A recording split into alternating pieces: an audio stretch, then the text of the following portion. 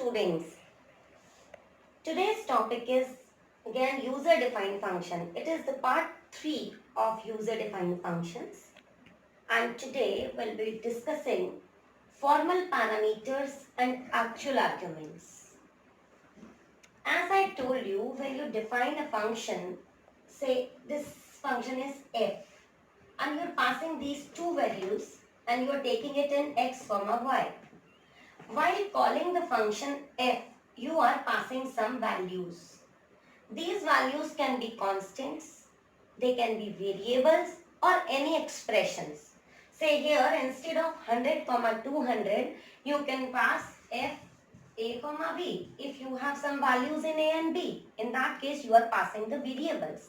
So it can be constant, it can be variable and it can be any expression like a minus b comma b minus a. These two values can be passed.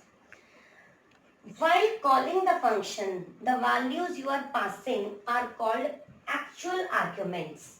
Means these are the values on which the function will actually work. These are actual numbers or actual values. And when these values are passed into a function, so at the time of defining a function, you are taking some names. Say I am taking x comma y. So this 100 is passed on x and 200 is passed on y. So here x and y are called formal parameters. So while calling, what we are giving to a function are called its actual arguments, and while defining a function, the holders or the parameters what you are taking are called formal parameters or formal arguments. Right? So now these actual arguments that you are passing to a function can be of four different types. Number one, positional arguments. Number two, default arguments. Keyword or named arguments and variable length arguments. Right? One by one we will be discussing these. Number one is positional arguments. Positional arguments are the arguments that you are passing in some sequence. You have to take care of the sequence of the variable or the values or the constants. For example, I am defining a function for subtraction. I am passing a comma b. I am printing definitely, I am subtracting, so I am printing a minus b inside the function itself. So while calling, you can notice this thing, sub 50 comma 10.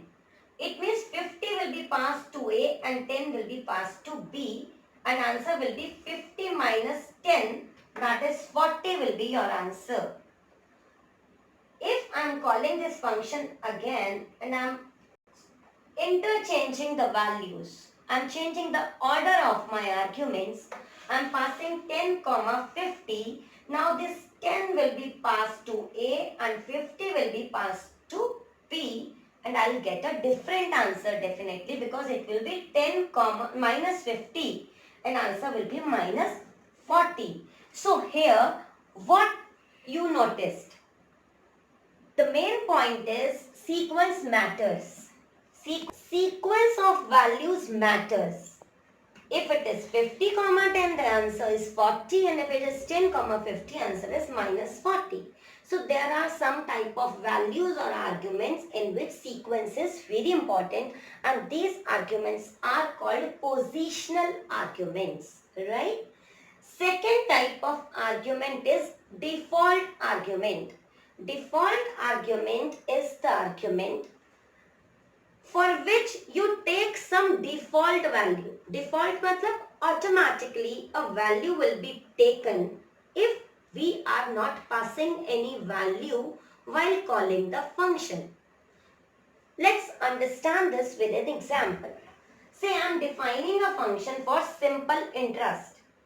I need three arguments for that. Everybody knows P into R into T divided by 100. So here I need principal, rate and time. What I am doing here, notice P comma r equals to 10, comma t equals to 1. These two are default values. So if I will not passing these two values, then automatically rate of interest will be taken as 10 and time will be taken as 1 year automatically, because I have taken the default value, and s equals to say p into r into t by 100. So while calling this function, notice this is the first call, si 20,000, 12, 4. Here I am passing all three values or all three arguments. Now 20,000 will be passed to p, 12 will be passed to r, and 4 will be passed to t. My default values 10 and 1 will not be taken. As I told you, default value is a value which works when we are not passing the values for these parameters. But if we are passing the values for the parameters, then definitely our own values will be considered and default values will be ignored. So now simple interest will be calculated with 20,000, 12 and 4. Right? Now see the next call of the same function. SI 20,000, 15.5. Third argument I am not giving here. I am giving only two arguments. 20,000 will be passed to this P. 15.5 will be passed to R. And T will be considered as 1, as I am not passing the third value. So automatically 1 will be taken in time. Third calling, I am passing 50,000 which will be passed to P, and R and T automatically will be taken as 10 and 1. Means the default values will work now because I am not passing these two arguments. But if I try to call this function like this, it will not work because this function needs at least one argument, because for this argument default value is not specified by me. If you specify for this also, then definitely you can call it blank, right? And one more thing that you should notice, that default value should be from right side continuation में. ऐसा नहीं हो सकता कि आप P की default value दे दें, R की नहीं दें और T की दे दें. It should be in sequence from the right side. यानी या तो T की होगी, या T and R की होगी, या T, R and P तीनों की होगी. P और T की खाली डिफॉल्ट वैल्यूज नहीं हो सकती है if R is between. ठीक है, right? So this is called default arguments. Now, third type of argument is keyword or named argument. These are the arguments which, while passing the values, you are giving the names of the arguments.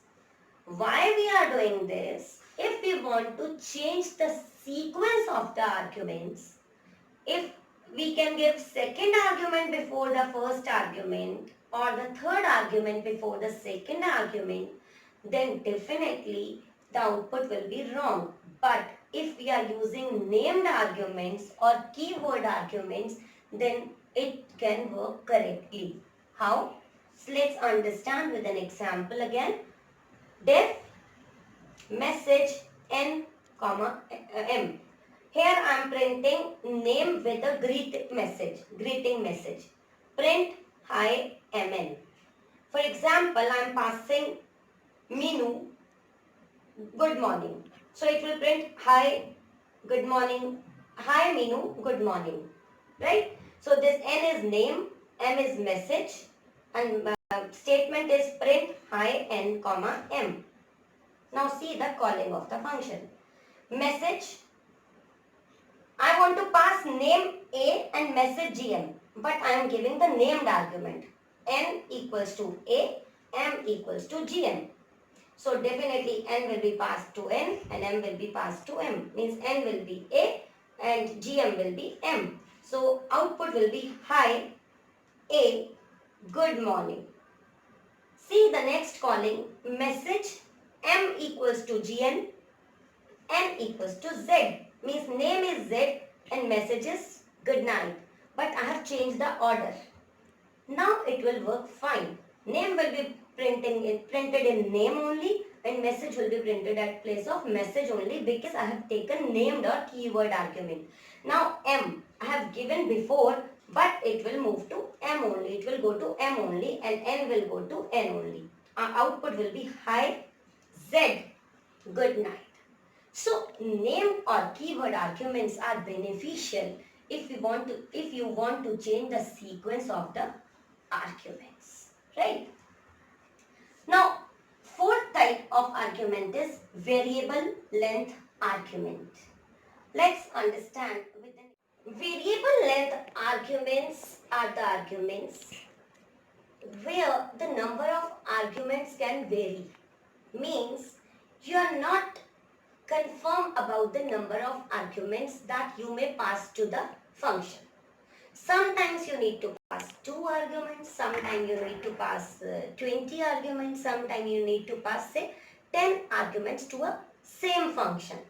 So what you can do, you can take a variable argument. This is very important and you will be understanding this with an example. Def sum star n. Here asterisk indicates variable number of arguments. Here n is not fixed. I can pass 1 argument, I can pass 2 or I can pass 10. Any number of arguments can be passed to n. Now t equals to 0, I am taking the sum of all the arguments passed to a function. For I in n, automatically it will take 1 by 1, t equals to t plus I will take 1 by 1 automatically all the arguments and t will be the sum of all and t will be printed. Now notice the calling of the function. Sum 1, 2, 3. Here I am passing 3 arguments to a function. 1, 2, 3 all will be passed to n. And I will take 1 by 1. First I will be 1, second 2, third time 3. And all will be summed up and total will be printed. In the second calling, I am passing 1, 2, 3, 4, 5. I am passing 5 arguments and all 5 will be summed up. Same way I can pass 10 arguments, I can pass 50 arguments, as many arguments as I want. So this is variable length argument. Now I think all type of arguments, positional, default, keywords and variable length arguments are clear. Now you can define some functions using all these type of arguments. That's all for today. Take care. Thank you.